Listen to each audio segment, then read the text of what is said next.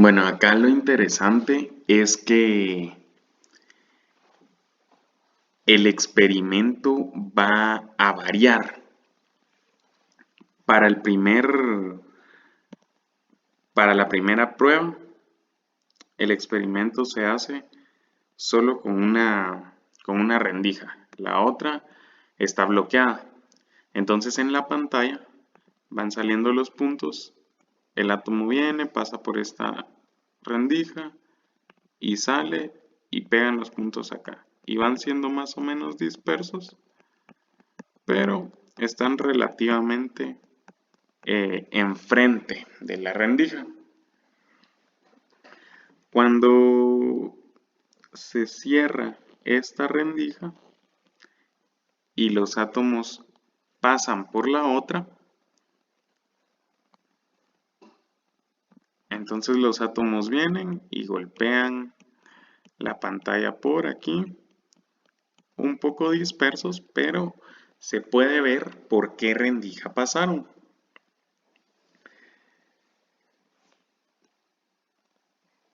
Se probó otra manera de hacer el experimento, en la que ya no se tapó ninguna rendija. Esta es la pantalla si la estamos viendo de frente. Vamos a poner acá experimento 1. Experimento 1. Los resultados fueron que de cada rendija se notaban los impactos de los átomos, más o menos ahí, de una rendija y de la otra rendija.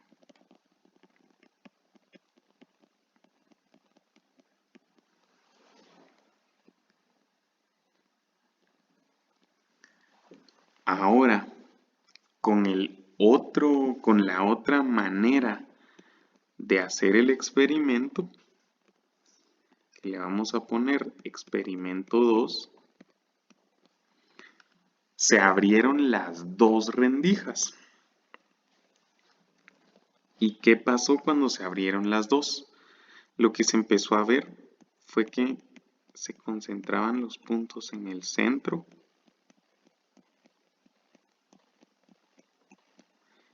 y habían puntos dispersos alrededor.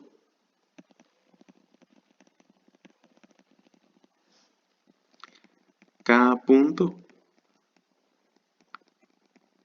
donde se concentraban los disparos de los átomos era menor, pero se iba formando un patrón. No había manera de explicar por qué se formaba un patrón al abrir las dos rendijas. Y esto no sé si han escuchado del gato de Schrödinger, que es un gato que lo meten en una caja junto con algún veneno. Y no hay manera de saber si el gato está vivo o está muerto, porque si no se abre la caja para, para ver cómo está el gato, entonces el gato podría estar vivo y podría estar muerto al mismo tiempo, pero no existe manera de saberlo. Esa es una manera muy burda de ejemplificar este patrón que se formaba. Porque cuando había una intervención externa, o sea, se abría o se cerraba una rendija, entonces el experimento se comportaba como se puede ver en la parte de arriba. Había un círculo enfrente de cada rendija. Pero si el experimento no se controlaba, lo que se formaba era un patrón que al final se traducía en una línea, ya para ejemplificarlo un poco mejor, una línea central grande y a los dos lados iban apareciendo líneas más pequeñas. Se hicieron varias pruebas porque se empezó a intuir que este patrón se formaba por alguna exposición a algo externo. Entonces aislaron el experimento, pusieron las rejillas más separadas, más juntas, y de ninguna manera lograron variar este patrón. Entonces lo que hicieron fue que a la par de cada rendija pusieron un sensor y el sensor iba a detectar por qué rendija estaba pasando el átomo, porque esta cajita solo disparaba un átomo a la vez. Entonces cada disparo tenía que pasar o por esta rejilla que le vamos a poner un 1 o por esta que era un 2. Y cuando el sensor detectaba el átomo, entonces había un sensor encendido donde estaba pasando el átomo y un sensor apagado. Misteriosamente se volvía a formar el mismo patrón del experimento 1, pero al quitar los sensores se volvía a formar el patrón del experimento 2. Lo que lograron sacar como conclusión de esto es que existe esta dualidad onda-partícula en la que una partícula puede tener características de una onda y una onda puede tener características de una partícula dependiendo de el observador. Y esto a nosotros, ¿por qué nos interesa? Porque todo el tiempo hemos venido hablando de átomos, pero resulta que la radiación es una emisión de energía en forma de partícula o de onda. Y en este caso, en esta explicación, donde les expliqué este experimento del disparo de partículas alfa, estas partículas alfa son partículas radiactivas. Entonces tengo dos tipos de fuentes. Hay de fuentes radiactivas, hay fuentes que son partículas y hay fuentes que son ondas. Una onda, lo que quiere decir, bueno, una partícula, podríamos decir que la podemos representar con un punto. Esa sería una partícula. Y una onda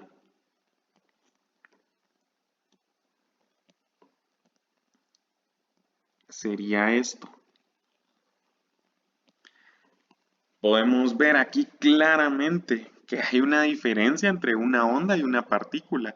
Por ende, el comportamiento va a ser distinto. Pero con el experimento de la doble rendija de Young, lo que se comprueba es que hay dualidad y que depende de algunas condiciones de observación que a la fecha se ha tratado de explicar de otras maneras con la ecuación del hidrógeno de Schrödinger. Eh, pero el principio sigue siendo el mismo, ¿verdad? Eh, ¿Por qué hago énfasis en esto? Porque ahora nosotros vamos a ver que esta onda tiene una longitud, se llama longitud de onda, y tiene una amplitud. Esta sería su amplitud, y tiene otra amplitud, que sería la amplitud de pico a pico, que vendría desde acá. Entonces, con estas características de la onda, hay varias ecuaciones que describen la energía que necesita un electrón para pasar de un nivel a otro en un orbital del átomo y la energía que libera cuando hace ese cambio de nivel. Es importante entender esto porque esa energía que se libera es la radiación y ahí estamos describiendo las fuentes de radiación. Prácticamente estamos diciendo que una fuente de radiación es un átomo que es inestable y que entonces lo que hace es liberar energía para tratar de estabilizarse. Vamos a ver una gráfica ahora donde vamos a identificar qué tipos de radiaciones tenemos.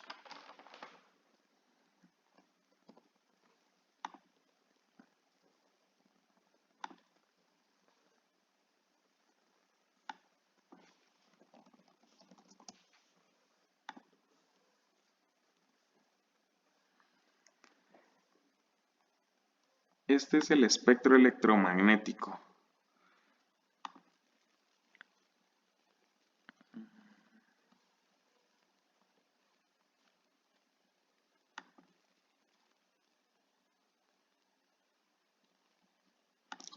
Empecemos viendo esta imagen.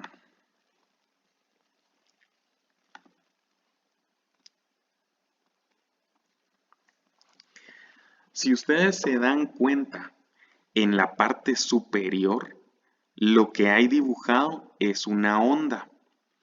Y a la onda lo que van variando son ciertas características de longitud de onda, aunque se mantiene la misma amplitud. Con esta longitud de onda, que también se podría llamar un periodo, también va variando la frecuencia de la onda, que la frecuencia es la cantidad de ciclos que hace una onda por segundo. Y elegí esta imagen porque nosotros estamos todo el tiempo expuestos a radiación. La radiación no es más que una eh, propagación o una emisión de energía a través de una onda electromagnética. Y estamos expuestos todo el tiempo porque incluso la luz que nosotros vemos y la capacidad que tenemos de interpretar colores es por la diferencia que hay en la frecuencia y en la longitud de la onda que está impactando en nuestros ojos. Si se dan cuenta acá, más o menos de los 400 a los 700 nanómetros nosotros somos capaces de distinguir colores. Y acá identifica los tipos de radiación. Ondas de radio, si se dan cuenta, su longitud de onda es muy grande. Luego entramos a las microondas, también sigue siendo, es más pequeña que la anterior, pero sigue siendo una longitud de onda relativamente grande. Entramos a las luces infrarrojas, llegamos al espectro visible y después del espectro visible pasamos a la radiación ultravioleta y a los rayos X. Más o menos por aquí, entre la radiación ultravioleta y los rayos X, es donde nosotros ya podemos hacer una clasificación de la radiación y la vamos a, a dividir en radiaciones ionizantes y en radiaciones no ionizantes. Acá está esta otra imagen donde nos da algunos ejemplos. Acá hay una torre, una antena. Acá de este lado también podría haber una línea eléctrica o una subestación. Hay algunos dibujos en los que se podría ver una diferencia en la amplitud. En este, la amplitud de la onda, si ustedes se dan cuenta acá, va disminuyendo. Eso quiere decir que las ondas tienen un cierto tamaño y acá nos hace un símil con un edificio, con humanos, con abejas, si se dan cuenta se va reduciendo. Este tamaño de referencia que tenemos acá, lo que nos da a entender es que la amplitud de la onda se va reduciendo. Acá nos ponen ejemplos para que nosotros le demos una magnitud con cosas que conocemos.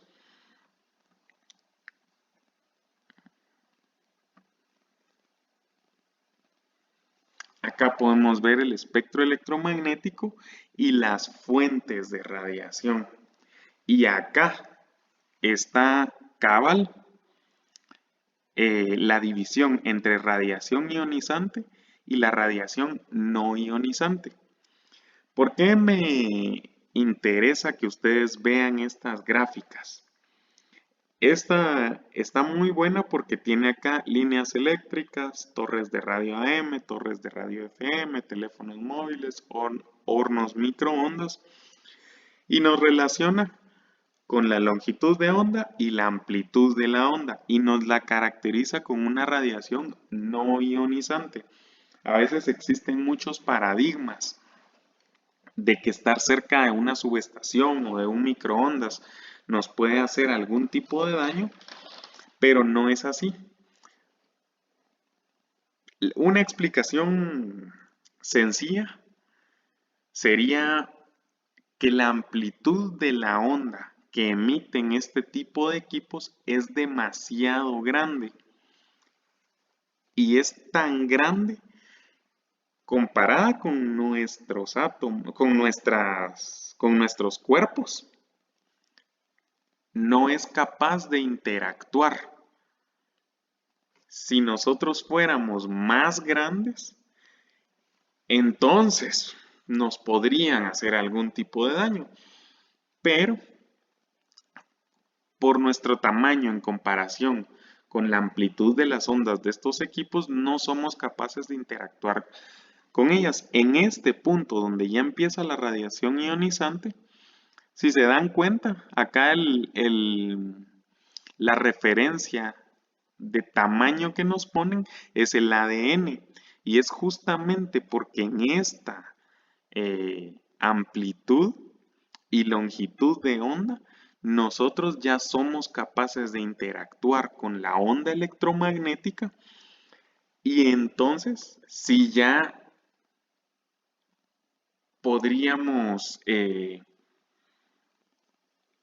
mutar, por así decirlo. La mutación sería cuando se ve alterada nuestra célula y entonces nuestra célula se transforma porque hay una energía que la está haciendo reaccionar. Y cuando nuestra célula muta, entonces ya nos vemos expuestos a cierto tipo de riesgos, ¿verdad? De desarrollar alguna enfermedad.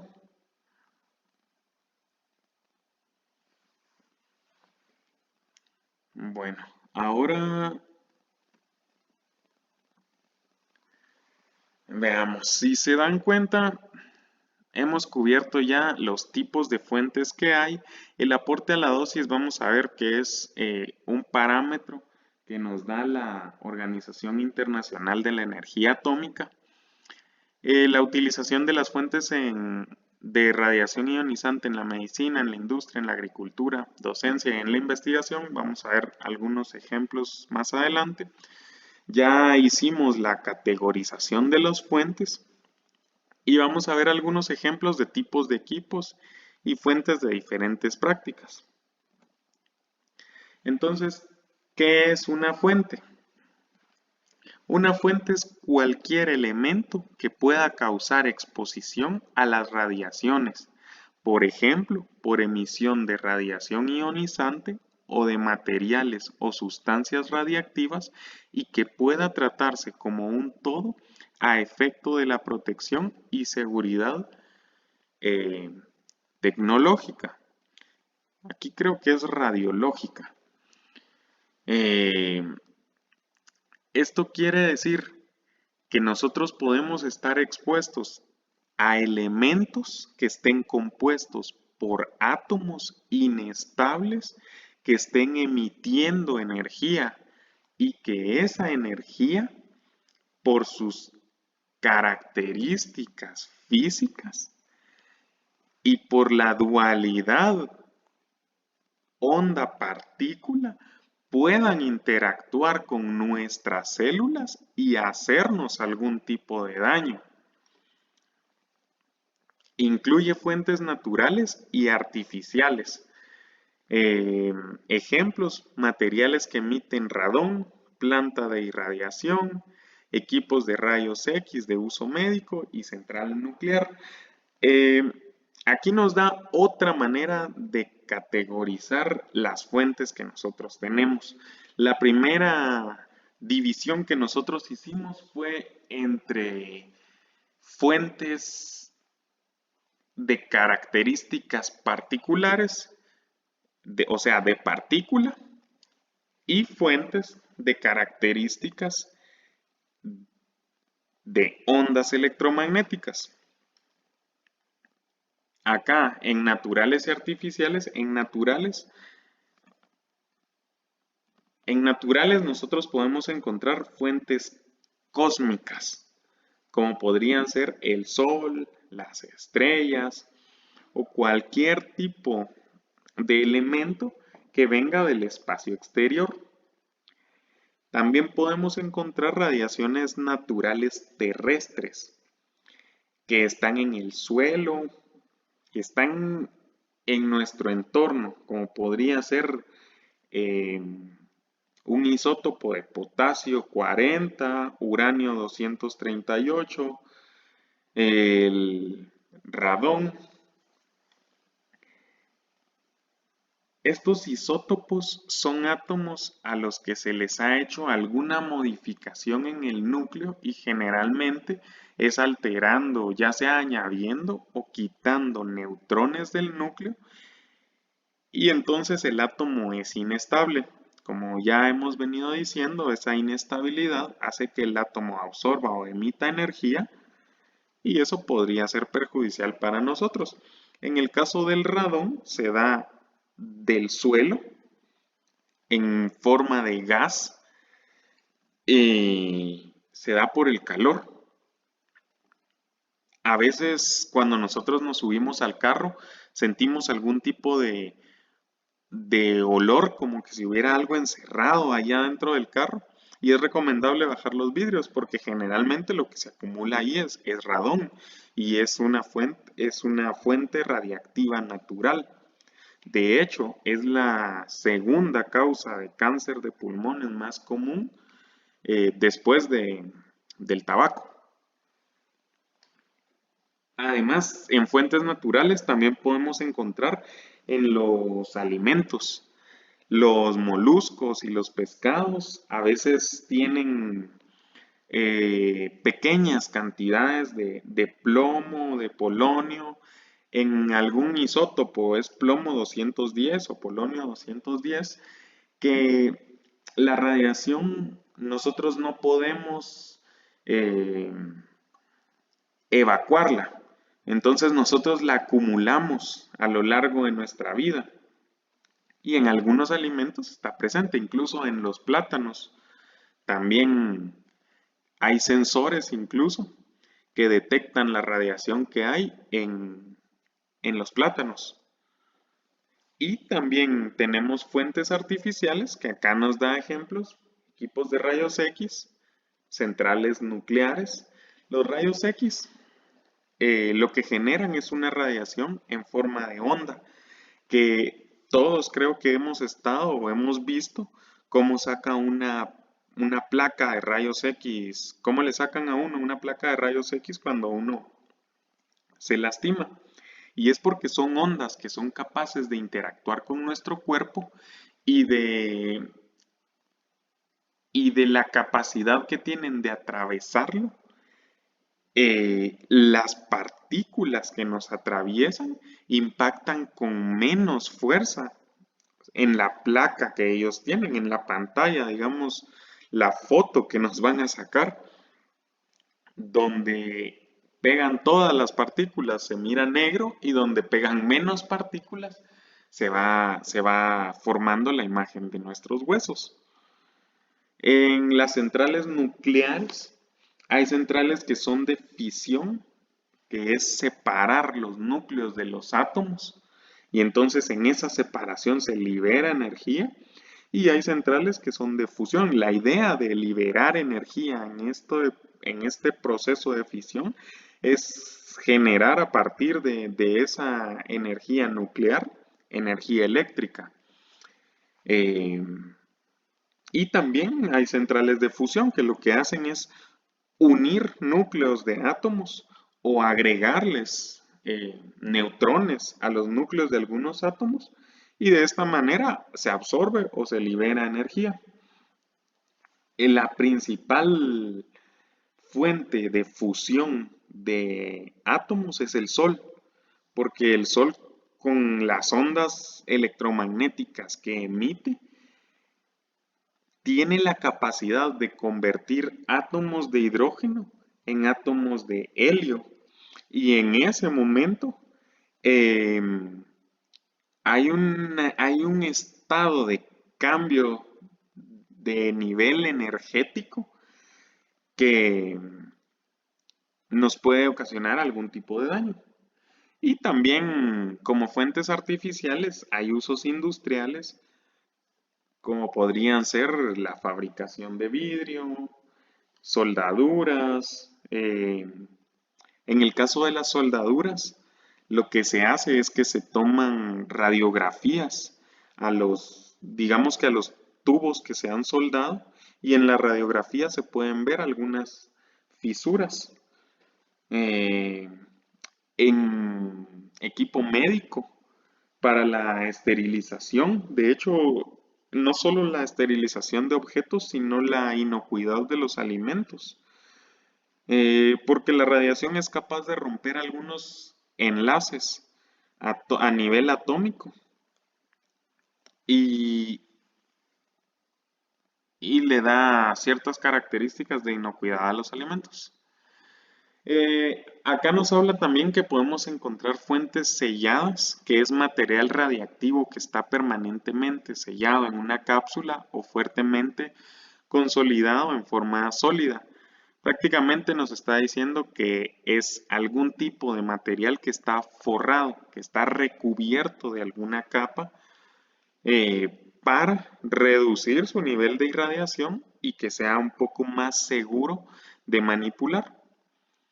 La cápsula o el material deberá ser lo suficientemente resistente como para mantener la estanquedad en las condiciones de uso y desgaste para el cual ha sido diseñada la fuente, así como el caso de percances previsibles. O sea que tiene que tener la capacidad de dejar salir solo la cantidad de radiación necesaria para la aplicación que se le vaya a dar.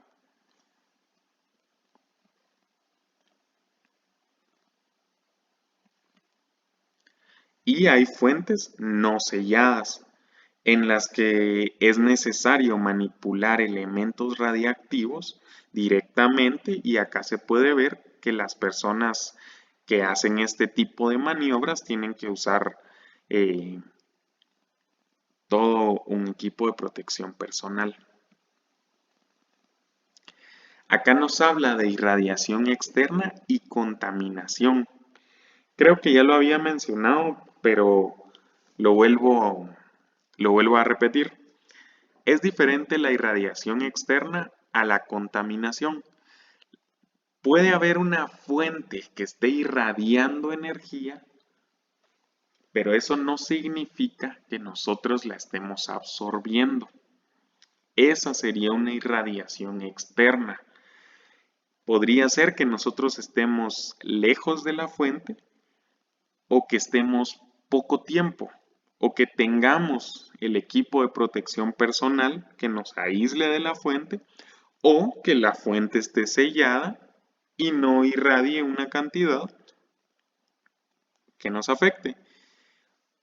Esa sería una irradiación externa. Y en el caso de la contaminación es cuando estamos muy cerca de esa fuente o no tenemos el equipo de protección o interactuamos mucho tiempo con esa fuente y entonces empezamos a absorber la radiación que esa fuente está irradiando. Y entonces nuestro nivel de dosimetría en el cuerpo empieza a aumentar. Y como les decía antes, nosotros no somos capaces de, de deshacernos de la radiación que absorbemos. Esa la acumulamos toda nuestra vida. Y entonces por eso es que se dice que estamos contaminados, digamos. Bueno, acá hay una gráfica de tipos de fuentes y su aporte a la dosis fue lo que hablamos anteriormente. Hay fuentes naturales, fuentes artificiales y nos da una gráfica de pie en donde nosotros podemos ver la cantidad de radiación presente en, en el planeta Tierra y la cantidad natural, perdón, la fuente natural más grande presente en el planeta es el radón, que es esta parte amarilla del círculo. Luego, la cantidad de fuentes de radiación terrestres que también son naturales es esta parte café. Una parte grande que pueden ver que es la parte médica. Se utiliza para distintos exámenes o para esterilizaciones de los equipos. En la parte de alimentos, todo esto fue lo que vimos en la diapositiva anterior y esta que es Cosmos, que era la que habíamos hablado del Sol, las estrellas o cualquier objeto que esté en el espacio exterior. Acá nos da algunos ejemplos de las fuentes selladas generadoras de radiación. Para aplicaciones agrícolas nos da ejemplos para caracterizar los suelos. Si se quiere usar en temas de investigación, nos da estas DRX, FRX. En temas de metrología, para realizar mediciones, hay sensores que son con principios radiactivos, generalmente son con rayos X. Aplicaciones médicas, radioterapia, radiografías industriales, esto ya está en aplicaciones industriales porque son radiografías para soldaduras, control de calidad de materiales, irradiación, perfilaje de pozos, en tema de pararrayos, detección de hielos, detección de incendios. Estos son ejemplos de todas las aplicaciones que se les pueden dar a las fuentes selladas. Y acá hay algunos ejemplos de aplicaciones que pueden tener las fuentes no selladas, siempre dentro de los mismos campos. O sea, aplicaciones médicas, agrícolas, de investigación o industriales, las mismas que tenemos acá. Solo que en esta diapositiva vemos ejemplos de usos de fuentes selladas y en esta fuentes no selladas. Vamos a pasar ahora a la categorización de las fuentes, que es esto es a partir de una guía que da la Organización Internacional de Energía Atómica, como les había comentado, es un parámetro que nos sirve para identificar el nivel de riesgo de la fuente de radiación a la que pudiéramos estar expuestos y se mide a partir de estos dos parámetros. Al final, lo que vamos a hacer es una relación entre estos dos parámetros que nos va a permitir categorizar la fuente. Dice, el sistema de categorización de fuentes se divide en 5 categorías a partir del valor AD, que es la relación entre A y D, donde A es el valor de la actividad de la fuente radiactiva y D es el valor de la actividad específica del radionúclido de dicha fuente radiactiva que al encontrarse fuera de control podría causar severos daños deterministas para un rango de escenarios en los que se incluyen tanto la exposición externa provocada por la pérdida del blindaje de la fuente como la exposición interna debido a la dispersión del material radiactivo. O sea, la capacidad de irradiación que tiene la fuente respecto a la inestabilidad que podría tener el núcleo del átomo de la fuente que estamos analizando y el riesgo de que haya una exposición porque acá dice por pérdida del blindaje de la fuente, que podría ser que no estemos utilizando el equipo de protección personal adecuado o algún tipo de accidente o algún tipo de falla en el sello de la fuente. Y acá podemos ver las categorías de la fuente radiactiva. Eh, las fuentes prácticas asociadas y la relación, el valor con el que vamos a comparar la relación que vamos a sacar de los parámetros que explicamos anteriormente. En la categoría número 1 aplica para teleterapia y radiadores. Nos da una relación mayor a 1000. La categoría número 2 es para radiografías industriales, branquiterapia de alta tasa de dosis y ya la relación está entre 1000, entre 10 y 1000.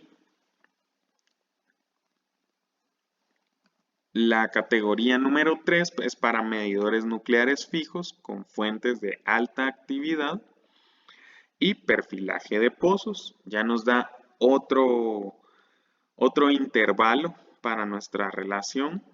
Categoría número 4 es para branquiterapia de baja tasa de dosis, medidores nucleares. La categoría número 5 es para branquiterapia de baja tasa de dosis con empleo de aplicadores oftálmicos e implantes permanentes, dispositivos de captura electrónica y fuentes de calibración. Clasificación de las prácticas, las que requieren notificación, las que requieren inscripción en registro y las que requieren licencia. Esto va a ir en función de la fuente y del riesgo que se esté corriendo al utilizar esta fuente, ¿verdad?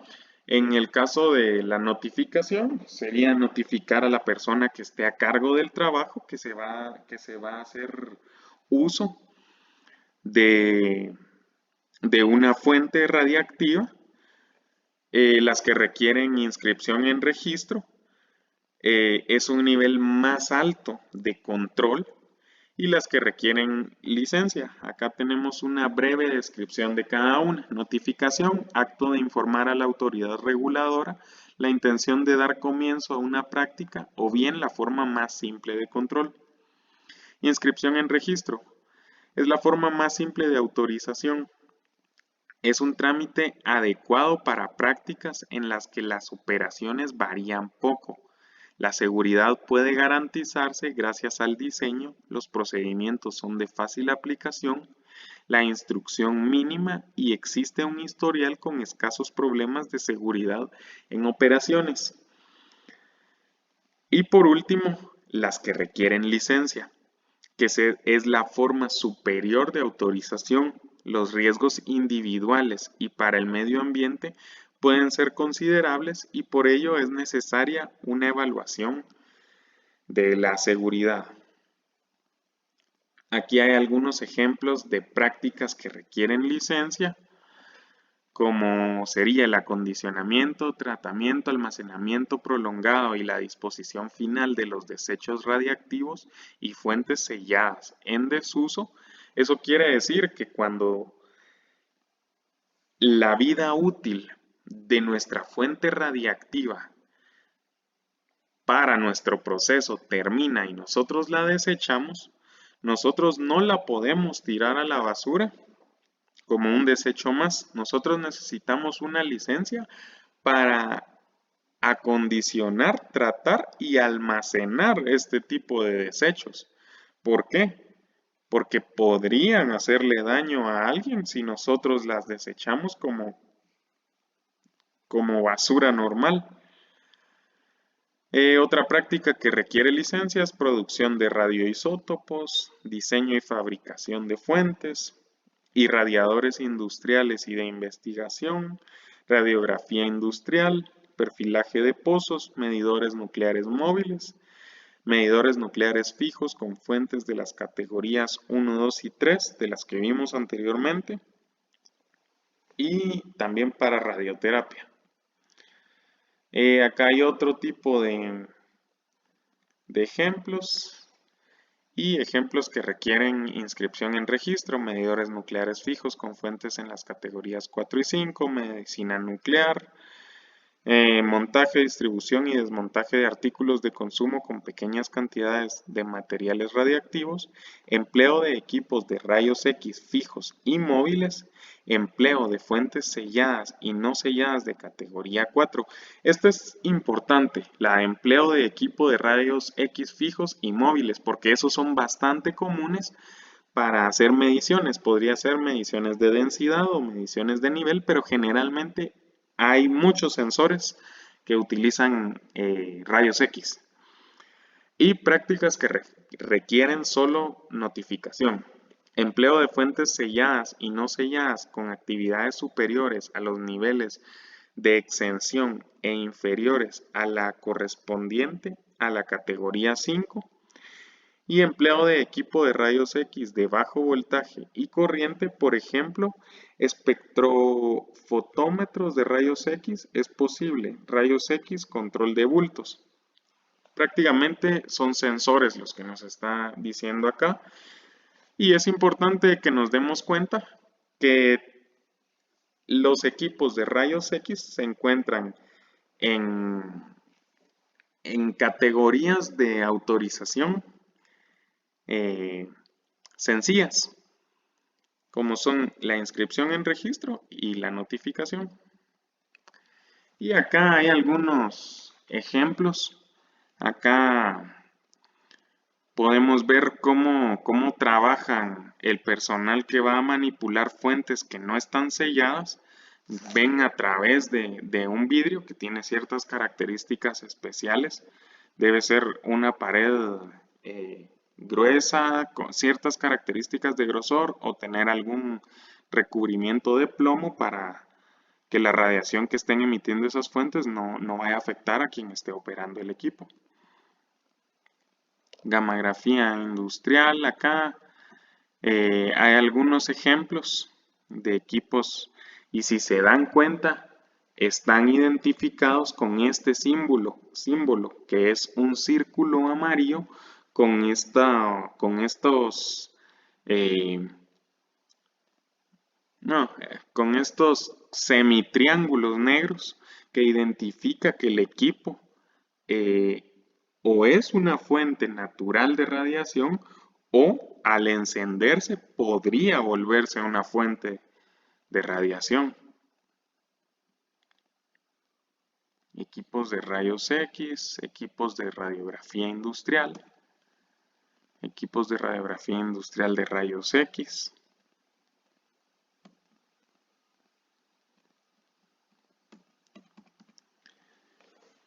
Bueno, les agradezco su atención en esta presentación y espero que la información les haya sido útil. Con esto terminamos el tema de caracterización de fuentes radioactivas.